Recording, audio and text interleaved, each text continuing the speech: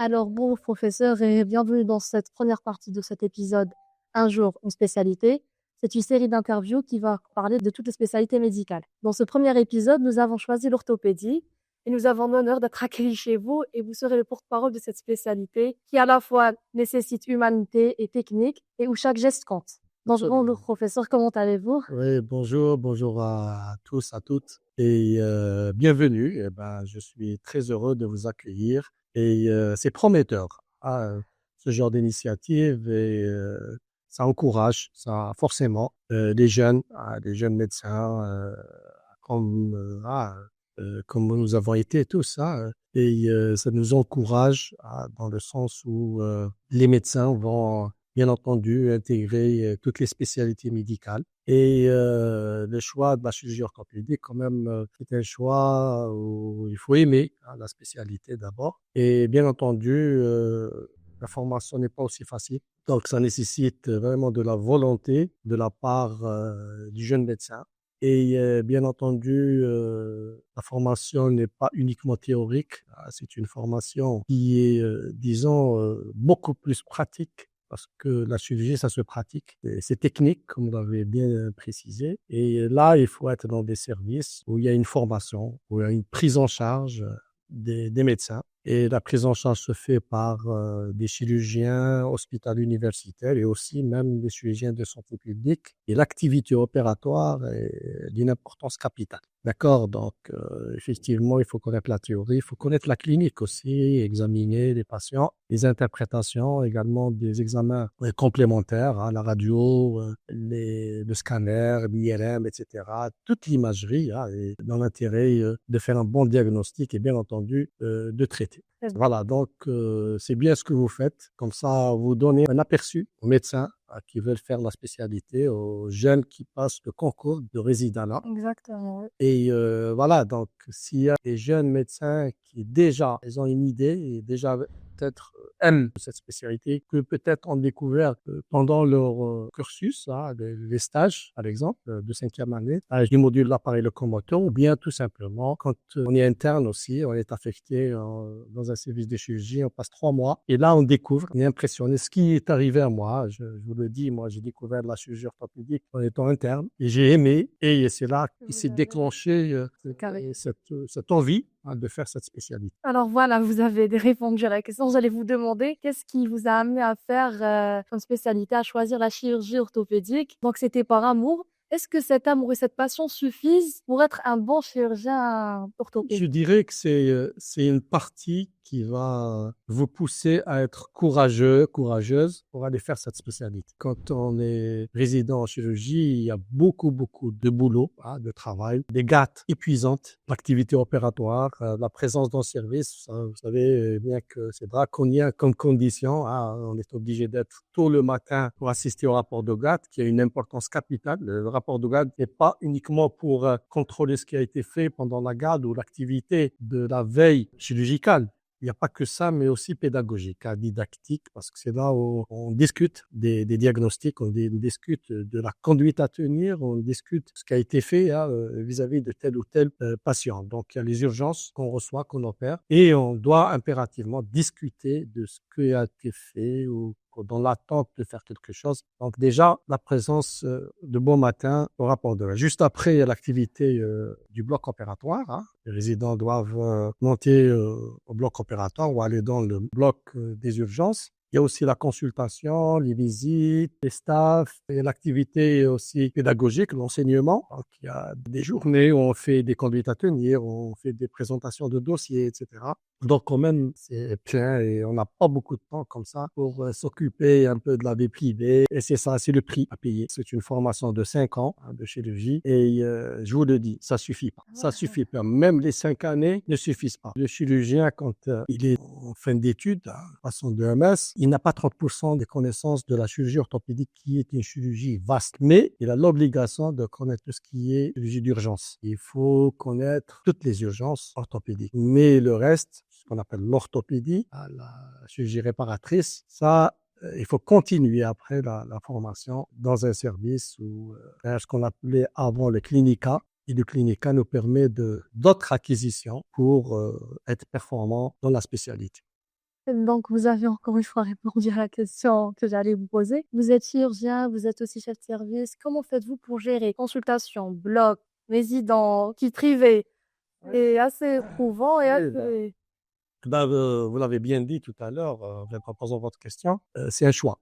C'est un choix. Je dirais pas que les autres spécialités sont pas bonnes ou elles se valent toutes les spécialités. Mais c'est un choix, c'est un sacrifice un peu. On a accepté, on accepte ce genre de mode de vie. Ça occupe la journée des remplie d'activités et du service et de l'enseignement. Et n'oubliez pas qu'on est chef de service, donc il y a une gestion administrative, que ce soit pour la formation, que ce soit également pour la gestion du service. Vous savez, le chef de service, il est responsable des murs, de l'eau de javel, de tout, hein, de tout. Donc, c'est pesant, effectivement. Mais on a des collaborateurs, hein, Dieu merci. Donc, on a une équipe chirurgicale, chacun a des responsabilités. Il y a des chefs d'unité, il y a des gens qui sont chargés de l'enseignement, etc. Donc, on se partage quand même hein, ces tâches difficiles. Mais on reste quand même responsable de tout. Et on a des collaborateurs paramédicaux, on a des collaborateurs aussi de tout ce qui est en rapport avec la gestion de l'organisation du service. Donc, c'est vrai, c'est pesant, c'est pas évident, c'est pas facile, mais c'est un choix. Et ce choix, on l'assume, mais en même temps, il y a une satisfaction. D'accord? Quand on aime quelque chose, quand on l'a fait, on est satisfait, on est content. Il y a ce genre de jouissance en rapport avec les choses qu'on aime. Très bien. Alors, l'orthopédie, la plupart oublient que c'est une spécialité médico-chirurgicale. Donc, ils se disent c'est beaucoup plus chirurgical, alors que ce n'est pas le cas. Comme vous avez très bien dit, le résident, après ses 5 ans, il est beaucoup plus formé en ce qui concerne la traumatologie, plus que l'orthopédie. Oui. Alors, d'après vous, quels sont les défis que rencontre l'orthopédie en Algérie ces derniers temps?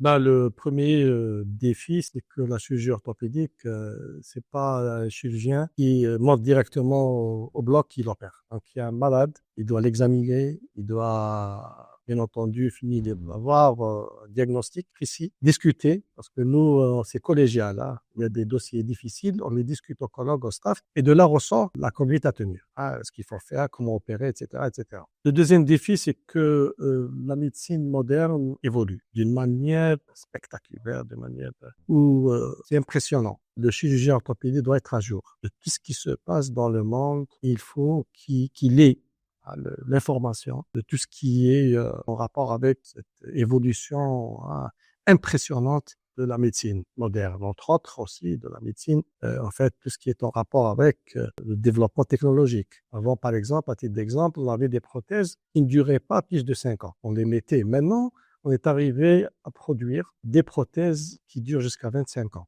Et même, on est en train de penser à des prothèses à vie, quoi. C'est ce développement est en rapport avec les matériaux, etc., la recherche, l'intelligence artificielle, tout ce qui est l'imagerie. Avant, on avait des difficultés parfois pour faire beaucoup de choses pour avoir un diagnostic. Maintenant, grâce à l'IRM, par exemple, performante, grâce à pas mal d'examens complémentaires, on arrive à faire des diagnostics et de décider des interventions. Autre chose, c'est qu'avant, on n'avait pas cette possibilité de bien planifier les interventions chirurgicales. Par exemple, à titre d'exemple, pour la chirurgie prothétique, on avait des calques et tout ça. Mais maintenant, grâce au logiciel informatique et grâce, bien entendu, aussi à l'imagerie, le scanner, par exemple, on peut planifier d'une manière précise une intervention chirurgicale. On peut même aller jusqu'à avoir ce qu'on appelle la prothèse sur mesure. On ne se ressemble pas que ça, on n'a pas la même anatomie. Et grâce à cette technologie, ce logiciel de planification des interventions chirurgicales, on va poser comme il se doit cette prothèse. Et c'est là qui va mener à la longévité de cette prothèse, à que cette prothèse fonctionne convenablement. Donc, c'est très important de signaler ce côté du développement technologique dont notre spécialité a beaucoup profité. Après, ça fait du bien hein, de savoir que voilà, nous avons une spécialité qui est en évolution continue, en continuité. Et ça encourage aussi les étudiants peut-être qui écoutent cette interview à choisir l'orthopédie. Alors, qu'est-ce que vous pouvez conseiller à un étudiant, enfin, on dirait un interne, on va dire, qui va passer son concours? Qu'est-ce que vous pouvez lui conseiller avant qu'il ne se lance dans cette spécialité? Oui, bon, je l'ai dit tout à l'heure. Ah, Vous savez, il faut aimer. tout simplement. Des gens, moi, je connais des étudiants, bien des internes, par exemple, qui passent dans le service et qui bossent peut-être entre guillemets plus que les résidents. Ils aiment la spécialité. Mais à la fin, on se dit, tiens, cet interne ou ce garçon, il a l'air d'être intéressé par. Mais finalement, il me dit, non, mais c'est pas. Bon, j'ai aimé, bien sûr, il était sérieux, mais il pense faire pédiatrie, autre chose, parfois même des spécialités biologiques, de recherche, etc. Donc voilà, donc il faut aimer. À titre d'exemple, je parlerai de ma personne. Moi, je ne voyais pas faire médecine sans faire chirurgie. Vous, Oui, parlons de l'enfance. Hein. vous savez ce que L'enfance, je voulais faire médecin, les médecins chirurgiens. D'accord. Je me disais que la médecine, c'est la chirurgie. Oui, Parce qu'on y va directement dans le mal. on- Oui, on y ouvre directement, passe pas par les trucs, les molécules, etc. Donc voilà, donc il faut aimer d'abord. Et c'est là où il y a le déclic, là, ça se déclenche pour faire sa spécialité. Je le dirais, moi, je suis pas en train de décourager, mais c'est pas facile. D'accord. Donc les femmes qui pensent se mettre du maquillage, soigner les mains, les ongles, les mettre des talons aiguilles, etc. C'est pas l'endroit. Donc il faut aimer, il faut voilà, il faut se sentir en fait à l'aise quoi. Il ne faut pas se sentir obligé. C'est ça le plus important. Mais sinon, il y a une formation de 5 ans. La plupart des services en Algérie assurent cette formation. La preuve, les examens de fin d'année, fin de cursus, pardon, on a de bons résultats. C'est rare que les résidents échouent à l'examen du DMS. Ça prouve qu'il y a une formation. Quand on les évalue, généralement, ils ont la moyenne, donc la formation est considérée comme efficace. Ah, merci beaucoup, professeur. Je vais clôturer cette interview par une question.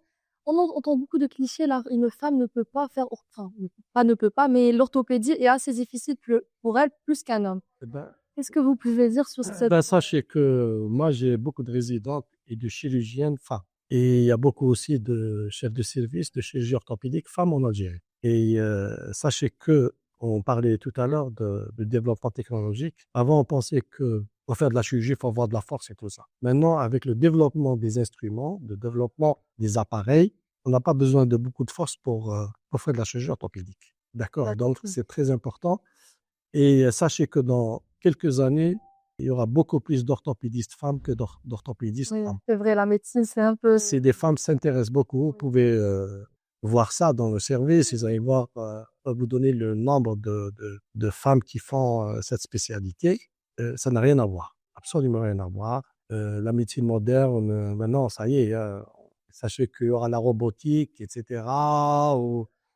Vous cliquez, vous avez un geste qui se fait par un robot. Bon, Donc, c'est pas juste. C'est pas normal. On n'a jamais interdit à une femme de faire de la chirurgie orthopédique et on n'a pas à faire cette remarque. exactement. Donc, pour toute femme qui pense à faire de la chirurgie, qu'elle fonce et... Exactement, oui. Allez.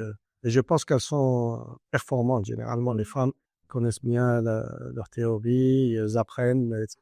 Donc, il n'y a aucun souci. Eh bien, merci beaucoup, professeur. en Ce prie. fut un plaisir d'avoir... Plaisir à partager. Et merci beaucoup de nous avoir accueillis et avoir pris le temps de répondre à nos questions. J'espère dans un prochain format, peut-être que faire un reportage là. Donc, il reste à voir. Merci. Marhaba bik. Merci beaucoup. Merci beaucoup. Merci.